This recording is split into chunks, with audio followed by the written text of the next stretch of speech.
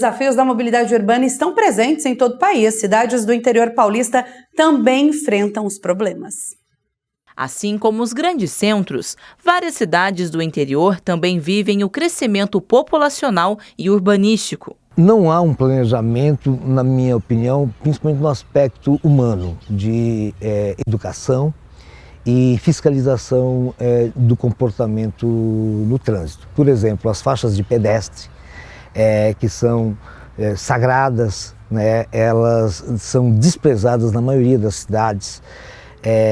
Não há uma educação do próprio pedestre e principalmente do condutor, e o desrespeito à calçada, tal como também se pode ver como espaço público, porque a faixa, né, de pedestre é a continuação da calçada, e ela exatamente indica que o principal personagem do sistema de mobilidade, e é o mais frágil, é o ser humano. No Vale do Paraíba, Taubaté ultrapassa os 300 mil habitantes e a cada ano a frota de veículos se multiplica. Em 2008, eram cerca de 81 mil. 10 anos depois, já eram mais de 170 mil veículos. O trânsito e a falta de educação nele causam reclamações. Bem precário, muito difícil andar.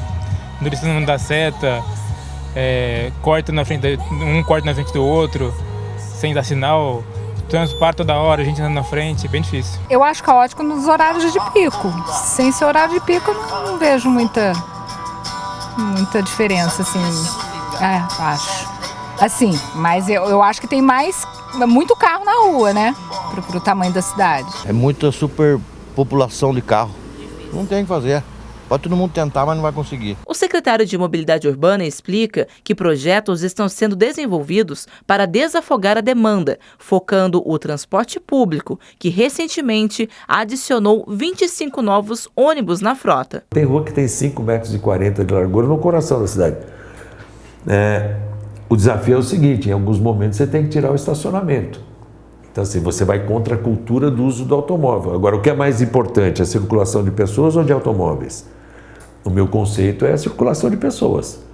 Então, a nossa missão é fazer projetos, que é o que também falta muito para as cidades, é você poder fazer projetos bem desenvolvidos, apresentar para a população, e a população entender, né, que aquele projeto é um projeto bom para aquela rua, para aquele momento, para aquela situação, enfim. A real base da mobilidade urbana é o pedestre, seguido do ciclista, o transporte público e aí sim os outros veículos. E um dado que chama muita atenção é justamente com algo muito básico, que são as calçadas. De acordo com o IBGE, cerca de 27 milhões de brasileiros não têm calçadas no entorno de suas casas. Triste, porque muitas vezes elas existem e são inacessíveis, porque simplesmente atende uma formalidade. Mas imaginemos também o cego, o surdo, como essas pessoas não são cidadãs, porque a elas não são ofertadas sinalizações adequadas, sistemas de travessia de rua,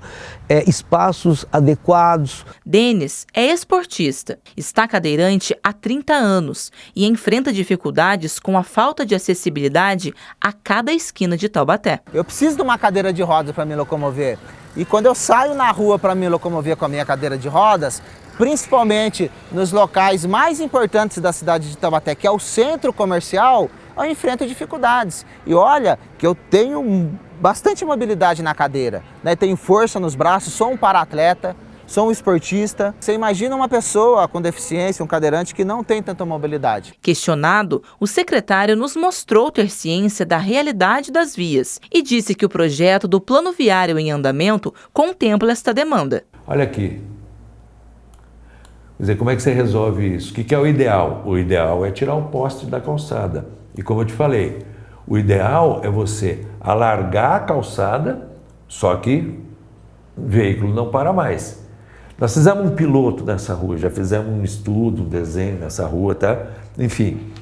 Mas tudo isso, teoricamente, tem que ser negociado com a população. Aí cabe, por fim, toda uma decisão política também, né, da avaliação dessa situação.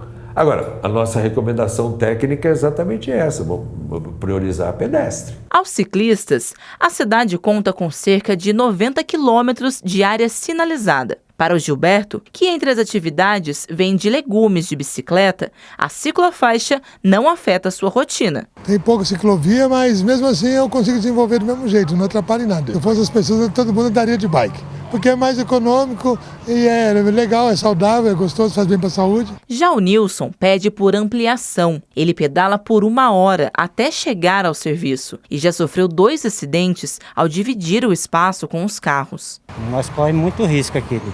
Os carros tiram muito fino na gente.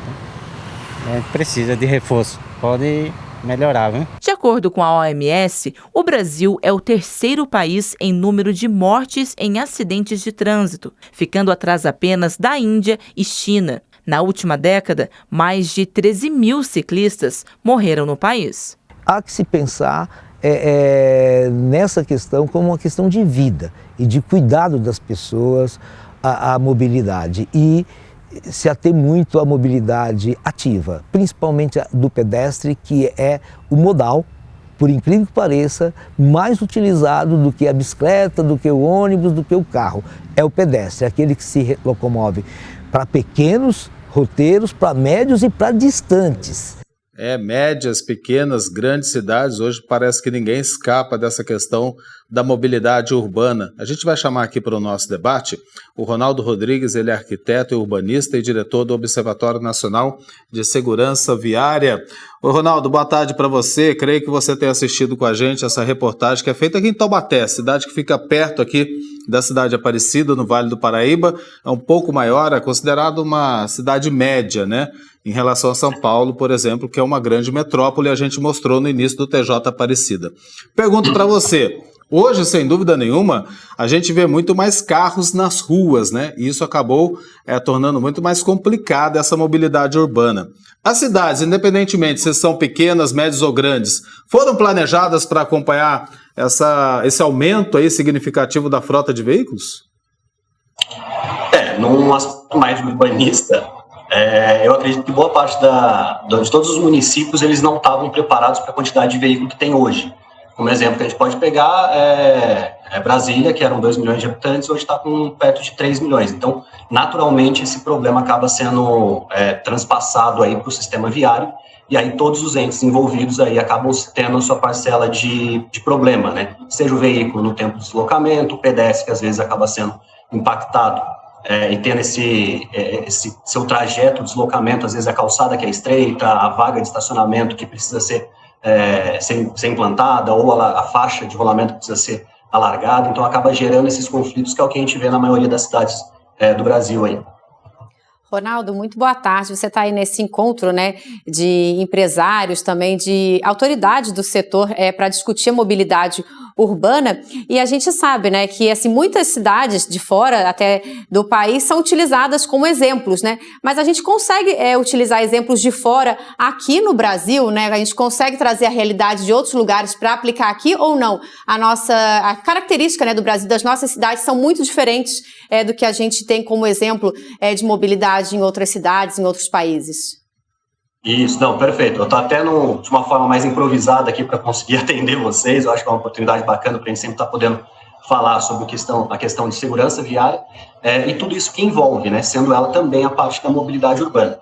Eu acredito que é difícil você replicar, ter uma fórmula mágica que você pega, por exemplo, uma Amsterdã e trazer aqui para o Brasil. Você acaba cada município tendo sua peculiaridade, questão de se o local ele é plano, se ele tem morros, declives, enfim.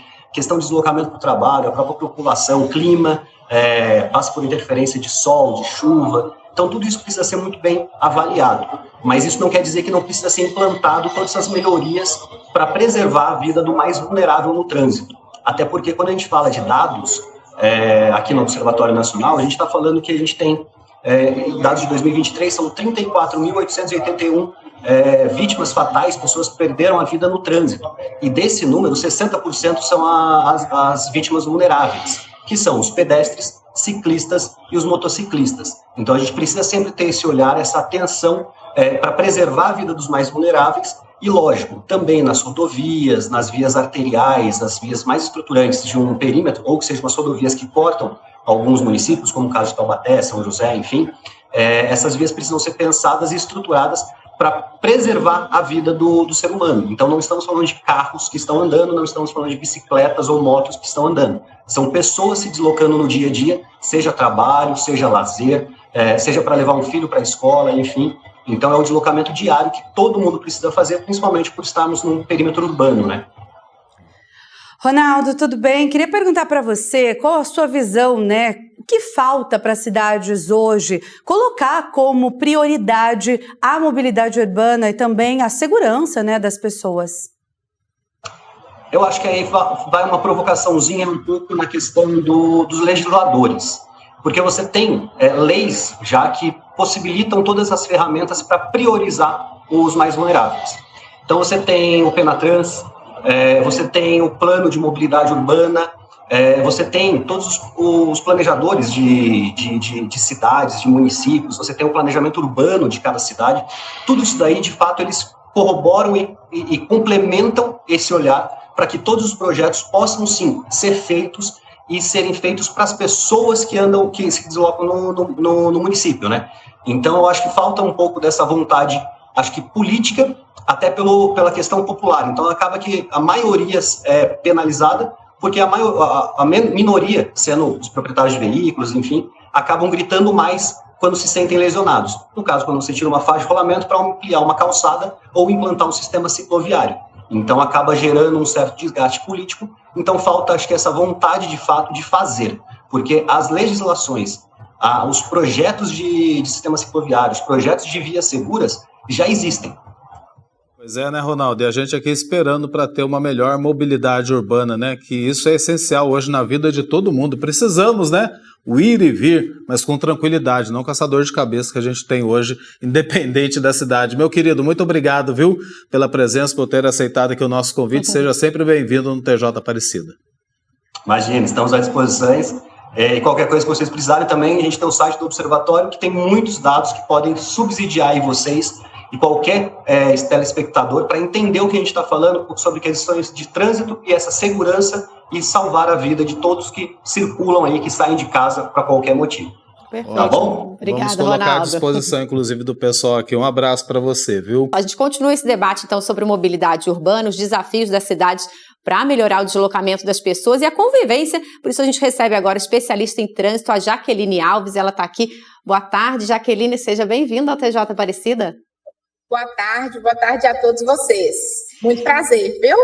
O prazer é todo nosso, Jaqueline. Olha só, a gente pode dizer que cada vez mais as cidades estão perdendo a capacidade de possibilitar que as pessoas se movam, né, com tranquilidade, né, com segurança também.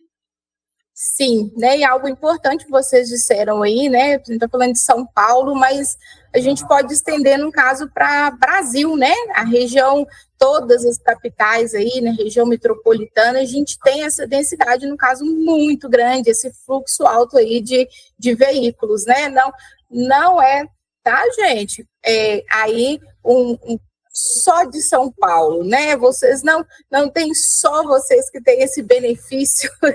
toda a capital hoje em BH, a gente pode falar que tem essa questão, né, da densidade do trânsito. Jaqueline, a situação é complicada em qualquer região, né, do Brasil. Qual é o maior gargalo para melhorar o fluxo, né, de pessoas na cidade? Se tiver como a gente estudar uma possibilidade. Então, essa melhora, né, do fluxo, da circulação, ela passa aí por várias questões, no caso, na gestão. A primeira que a gente pode falar, eu acho que hoje, né, a gente pode trazer para as grandes cidades, é investir na qualidade do transporte público, né, algo que os especialistas batem muito aí na tecla, a questão de investir em um transporte público de qualidade, que traga, no caso aí para as pessoas, né, a vontade vontade de deixar o seu automóvel, sua motocicleta em casa e trafegar, no caso, nesses veículos, de forma que eles tenham uma boa qualidade, que eles sejam ágeis, né? E para isso, é claro, a gente trabalha também em outra área, que seria a infraestrutura das vias, para permitir o escoamento desses veículos, né? Porque não adianta eu ter um transporte de qualidade que vai me atender, mas que eu vou ficar ali agarrado no trânsito. Então, a gente passa por essa gestão, a infraestrutura, e oferecer às pessoas aí um transporte de qualidade para deixar o seu veículo em casa.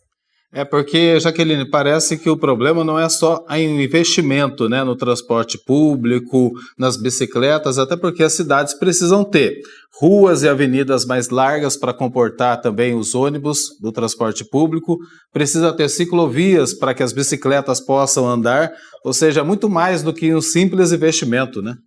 Muito mais, né? Hoje as pessoas têm o acesso, né? A questão do transporte público, né? Ainda defasado, mas a gente tem o acesso. Eu tenho acesso a adquirir hoje um veículo, né? Por exemplo, as motocicletas, as bicicletas, que vão trazer, no caso, um deslocamento, no caso, mais rápido, mas é claro, Eduardo, a gente cai nessa questão, né? Aonde trafegar com esse veículo? Uma via, no caso de qualidade, que tenha, no caso, que proporcione o escoamento do trânsito, né? Também uma coisa que é muito importante, locais para circulação desses pequenos veículos, né? As patinetes elétricas, os ciclomotores, nós temos as bicicletas, então as ciclovias, ciclofaixas, locais que permitam que essas pessoas que vão fazer um pequeno deslocamento utilizem esses veículos, porque eu tenho veículo, mas eu não tenho local para trafegar com segurança. Jaqueline, muito obrigado, viu, pela sua participação, pela disponibilidade aqui também ao TJ Aparecida para contribuir para a gente debater sobre mobilidade urbana. Claro, é um prazer, né? Mobilidade urbana é a necessidade, no caso de todas as pessoas, e algo, gente, muito importante. Nós estamos no Maio Amarelo, e o tema do Maio Amarelo, né, justamente esse ano é mobilidade, trocou aí, né, a mobilidade urbana por mobilidade humana, responsabilidade humana. Enquanto nós não temos aí, né, vias adequadas, um transporte de qualidade, que sejamos nós, usuários da via, a fazer com que esse trânsito seja seguro e assertivo para todas as pessoas.